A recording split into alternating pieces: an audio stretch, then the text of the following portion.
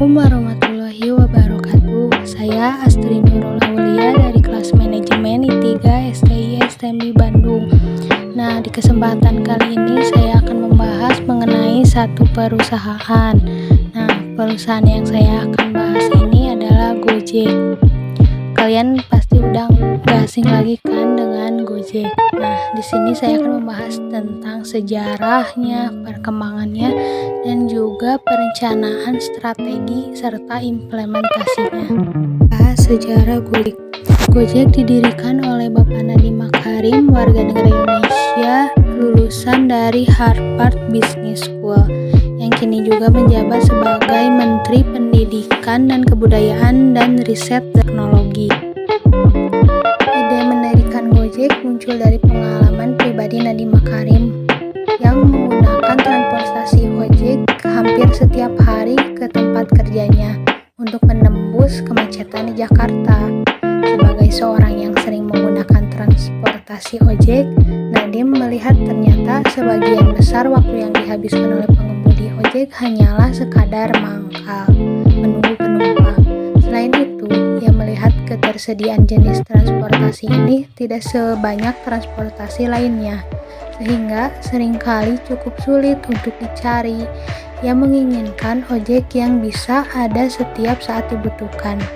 Dari pengalamannya tersebut, Nadiem Makarim melihat adanya peluang untuk membuat sebuah layanan yang dapat menghubungkan penumpang dengan pengemudi ojek.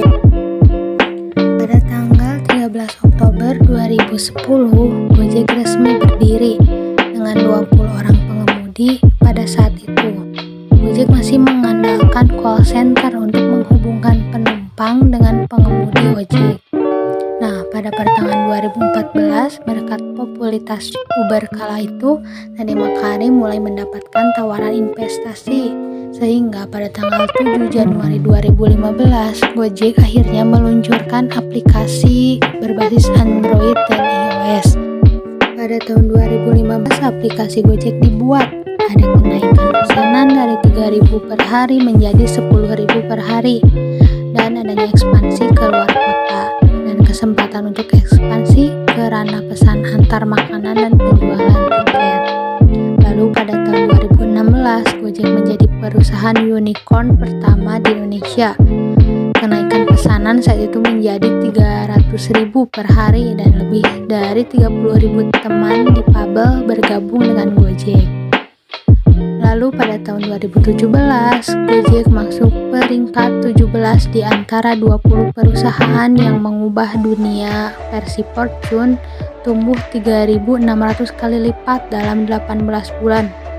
Nah, itu masuk salah satu pertumbuhan tercepat di dunia. Pada tahun 2018, Gojek mulai merambah ke negara tetangga, yaitu Vietnam dan Thailand. Dan pesanan per hari naik menjadi 100 juta per hari.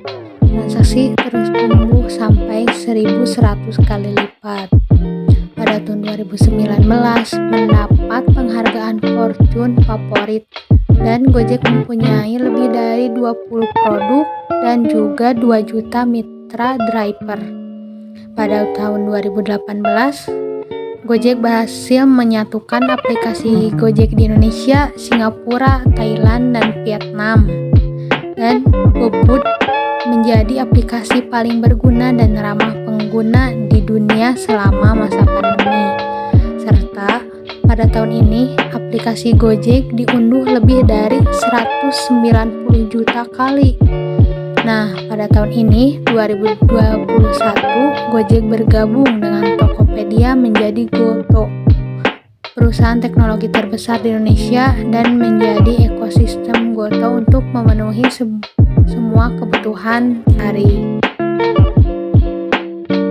Yang selanjutnya ada strategi dan implementasi Gojek. Yang pertama, strateginya yaitu mengutamakan kepuasan pelanggan untuk memastikan pertumbuhan jangka panjang. Gojek ini akan memperkuat pengembangan 3 pilar produk yang paling dibutuhkan dan diminati pelanggan, yaitu pesan antar makanan dan minuman, pembayaran, serta transportasi. Yang kedua yaitu memastikan meningkatkan pertumbuhan dan keberlanjutan bisnis.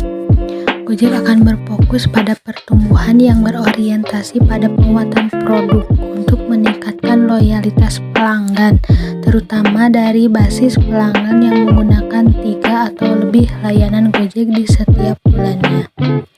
Yang ketiga, menjadi perusahaan global melalui ekspansi internasional. Gojek menargetkan menjadi perusahaan karya anak bangsa yang semakin mengharumkan nama Indonesia di kancah global. Hal ini akan dicapai dengan meningkatkan rasio dari pelanggan Indonesia dengan pasar internasional. Yang keempat yaitu menjadi tempat kerja berkelas dunia. Gojek memposisikan sebagai tempat kerja kelas dunia untuk menjaring talenta baik nasional maupun internasional.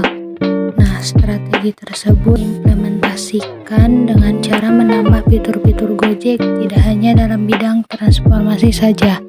Sampai saat ini, Gojek sudah memiliki lebih dari 15 fitur yang dapat membantu untuk memudahkan kita dalam kehidupan sehari-hari. Nah, salah satu strategi untuk menarik para pelanggan, Gojek sering membuat iklan yang unik dan menarik, juga sering memberikan promo-promo yang menarik seperti diskon gratis ongkir.